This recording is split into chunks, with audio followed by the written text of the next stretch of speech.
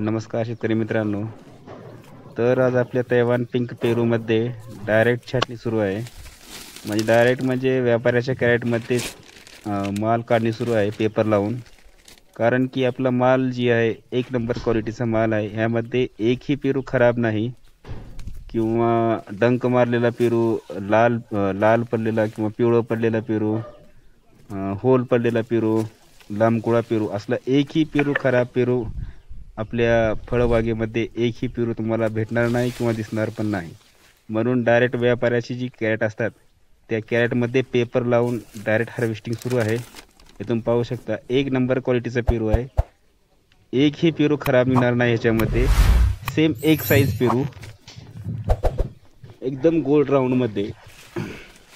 ह्याच्यामध्ये एकही पेरू, कसलाही पेरू तुम्ही काढून पाहू शकता, एकही पेरू खराब नाही.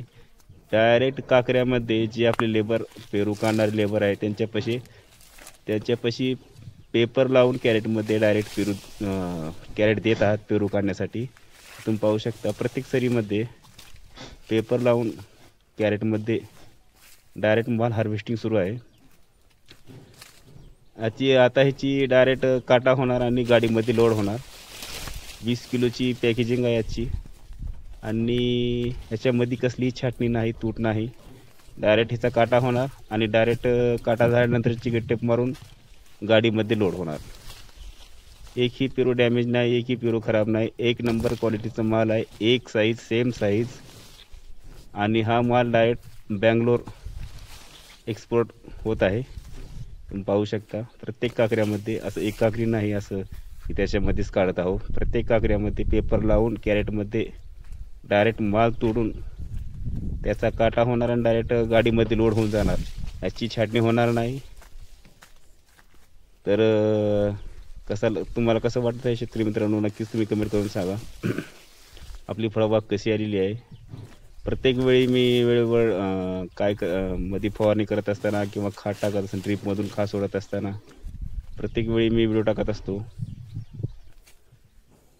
तर आपलं जी माल आहे सेम साईज, सेम क्वालिटी, एकही पेरू खराब नाही ह्याच्यामध्ये. आणि माल तोडून प्रत्येक झाडापाशी एक कॅरेट भरलेला आहे. आणखी अजून माल 40 ते 45% अजून माल उरलेला आहे प्लॉटमध्ये. रोज 2 गाड्या 3 गाड्या लोड होऊन माल जात आहे आपलं. तर शेतकरी मित्रांनो, तुम्हाला व्हिडिओ कसा वाटला नक्कीच कमेंट करून सांगा. आणि व्हिडिओ चांगला वाटला तर व्हिडिओला लाईक करा आणि चॅनलवर नवीन असेल चॅनल सबस्क्राईब करा. जय हिंद.